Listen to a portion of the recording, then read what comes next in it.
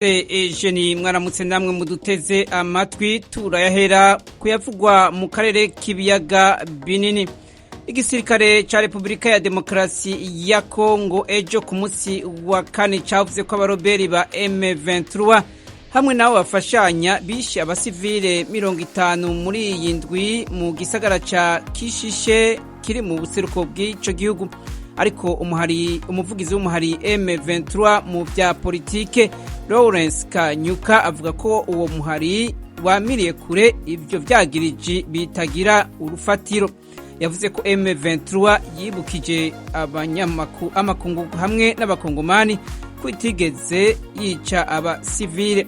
Ishiramwe mpuzamakungu ONU hamwe n'abadiplomate muri ambasade ya Amerika i Kinshasa nabo bavuze ko bafise amakuru y'abasivile bishwe ku munsi wa kabiri ikishishe mu ntara ya Kivu y'uburaruko, ariko ntibatanze amakuru arenze ayo. Bose basaba ko hakorwa amatohoza. Haruhande y'aya makuru mu gatondo keje ku munsi wa kane ibihumbi by'abanyagihugu b'abakongomani bazindukiye mu mabarabara mu bisagara vya Goma na Bukavu mu buseruko bw'igihugu biyamiriza umutekano muke urangwa mu karere baherereyemo. Muri Afrika kandi leta ya Somalia yavuze ejo ku munsi wa kane ko igisirikare c'igihugu cishe aba Al-Shabaab 40 mu ntara ya Middle Shabelle. Ni ibitero bishasha mu bitero simusiga bimaze amezi, aho leta ivuga ko itumbereye guca intege uwo muhari. Umushikiranganje yo kumenyesha makuru muri Somalia yavuze ko ico gitero cabereye mu ishamba riri hafi y'agasagara ka Ali Fordere ku munsi wa gatatu. Avuga kandi ko aba Al-Shabaab batari bake bakomerekeye. Ku munsi w'Imana Al-Shabaab yaragavye igitero ku hoteli icungerewe cyane hafi y'ikirimba ca Perezida i Mogadishu yica abantu 9. Leta ifashijwe n'imigwi y'abanyagihugu hamwe n'inteko z'ubumwe bwa Afrika ivuga ko imaze kwica abarwanyi ba Al-Shabaab barenga 600 hamwe n'uturere 68 yigaruriye mu mezi 3 aheze.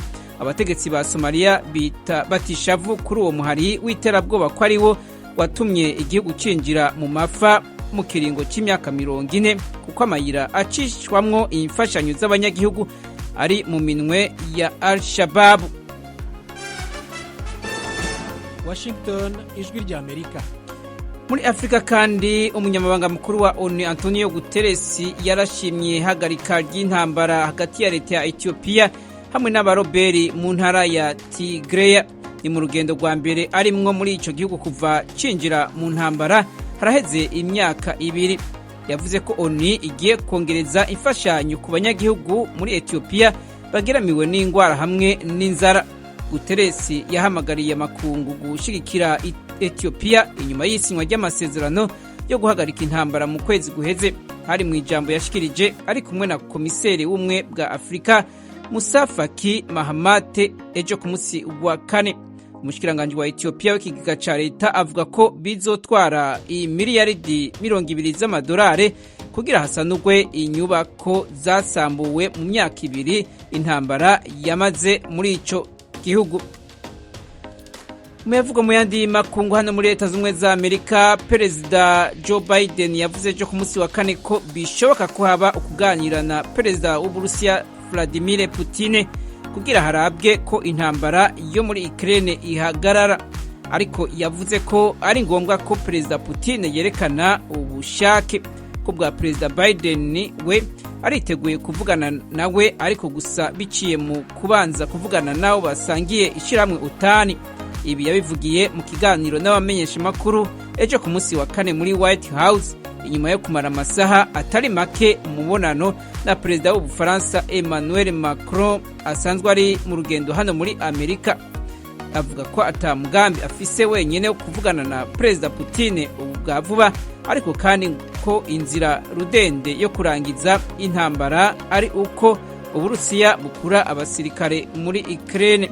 Perezida w'Ubufaransa Emmanuel Macron nawe yavuze ko adakekeranya Amerika izobandanya gushigikira Ukraine mu buryo bwa gisirikare no mu guha imfashanyo abanyagihugu. Washington, ijwi rya Amerika.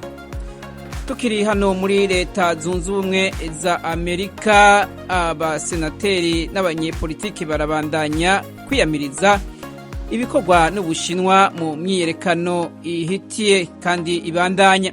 Umugwi w'abasenateri barenga 40 ba Amerika bo mu migambwe uko ari ibiri y'abademokrate hamwe n'abarepublikani baragabishije Ubushinwa ejo ku munsi wa kane ku mabi bavuga ko bukorera bakora iterabwoba mu myiyerekano yiyamiriza amategeko akomeye yaguma mu rugo mu ntumbero yo kurwanya COVID-19 yongeye kwiyongera muri ico gihugu. Abo basenateri bavuga ko iyo nyifato y'Ubushinwa ishobora guhungabanya imigenderanire hagati y'ivyo bihugu bibiri.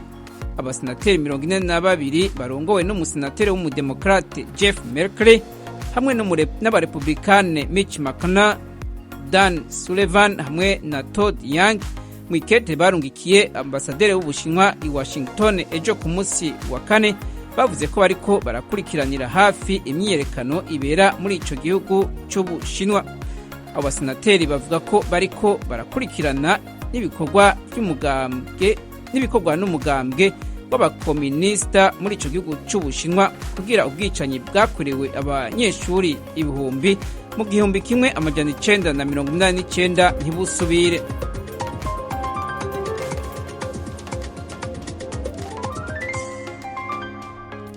Aloys Bigirimana urakoze kutugezaho aya makuru avugwa hirya no hino ku isi. Mu kanya turajya mu karere k'ibiyaga bigari bya Afurika.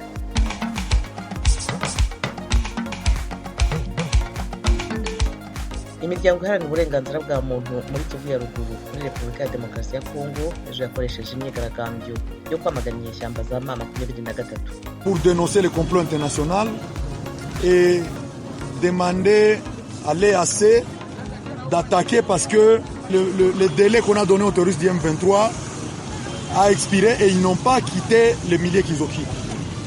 Uwo ni Jacques Sinzahera ni umwe mu bitabiriye imyigaragambyo yabereye mu mujyi wa Goma, ati twaje kwamagana ubugambanyi bw'amahanga no gusaba ingabo za EAC kugaba ibitero ku barwanyi ba M23. Abanyarwanda bakorera imirimo itandukanye muri Kongo batuye mu Rwanda barasaba ko imirwano hagati y'ingabo za FARDC n'umutwe wa M23 ihagarara. Ejo isi yose yizihije umunsi wo kuzirikana indwara ya sida. Turabagezaho ibyakozwe mu Rwanda no mu Burundi. Ayo makuru hamwe n'ayandi twabateguriye ni mu kanya ku buryo burambuye, ntimujye kure ya radio yanyu.